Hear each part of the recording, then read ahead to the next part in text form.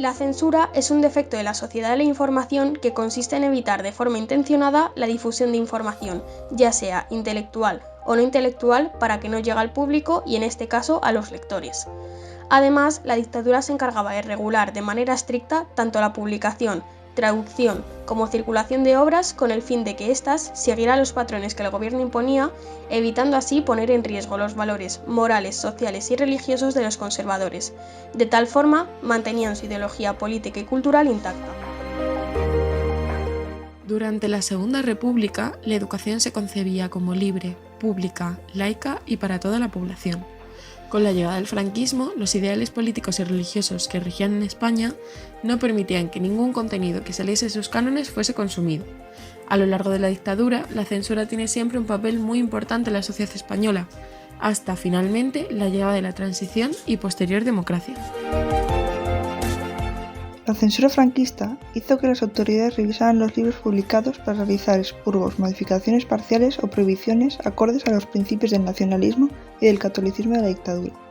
Esta censura afectó tanto a las obras literarias que surgían en la dictadura como a las grandes obras de la literatura clásica. En Madrid, destacó la quema de libros que se realizó en el patio de la Universidad Central de Madrid, actual Universidad Complutense. Esta quema fue organizada por el Sindicato Español Universitario, junto con líderes franquistas, el 30 de abril de 1939, con motivo del Día del Libro, para eliminar los libros de enseñanza de la Segunda República. Al mismo tiempo, muchos escritores, maestros, bibliotecarios, editores y libreros fueron encarcelados o fusilados, como fue el caso de Federico García Lorca, uno de los escritores que fue fusilado al empezar la Guerra Civil. Mientras, muchos otros tuvieron que exiliarse. En cuanto a la censura en la actualidad, esta se enfoca de otra forma, debido a que ya no es un control de una institución en sí, como por ejemplo era la Delegación Nacional de Propaganda, sino que es el propio público el que tiene que determinar qué contenido es el correcto y cuál es el ofensivo, aunque puedas expresar tu opinión con libertad, ya sea mediante un libro o a través de un hilo, como por ejemplo de Twitter.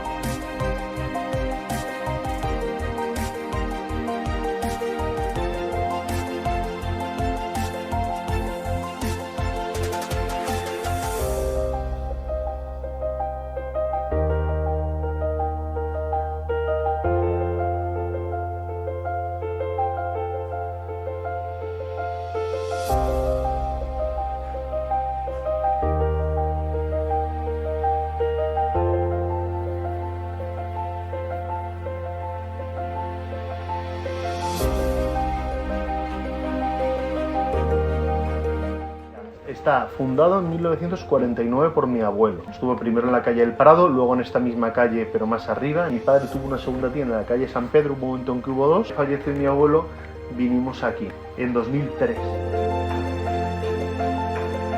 Que luego ya dentro de la propia tienda y tal, poco se metía nadie realmente. De sensibilidad había cosas que no ponías. Mi abuelo lo que hacía era compraba expuertas en el rastro, porque él además entendía mucho, él sabía exactamente los autores buenos, las primeras ediciones y tal, y que otros tiempos el negocio era muy distinto. No, de vender fuera, no más control que ahora, pues el tema de las aduanas te lo tenían que sellar, como si ibas a la oficina de correos. Exportar no, para importar no lo sé, a lo que sí, una diferencia muy grande de esa época, que en proporción la peseta estaba muy devaluada con respecto a el precio de otros países. En realidad los tiempos tampoco te creas que cambian tanto. Bueno, la diferencia es que en esa época te podían detener y te llevaban a la comisaría y bueno, yo lo recuerdo. En los 90 es verdad que tú sabías que no estaba bien ser machista, podías un poco hablar un poco más libremente y tal. Ahora estamos un poco en ese punto de censura, de hecho. O sea, tú no podías o no eras muy listo si tú hubieras puesto en el escaparate ese tipo de cosas, porque eso sí que podía llamar la atención, y ahí sí que la diferencia fundamental con ahora: te pueden multar, te puedes buscar algún problema, pero en esa época no es que fueran directores, que te cogían y te decían acompañen, o dijeran este es comunista, o estuvieras ya fichado o lo que sea, te podían meter en el calabozo.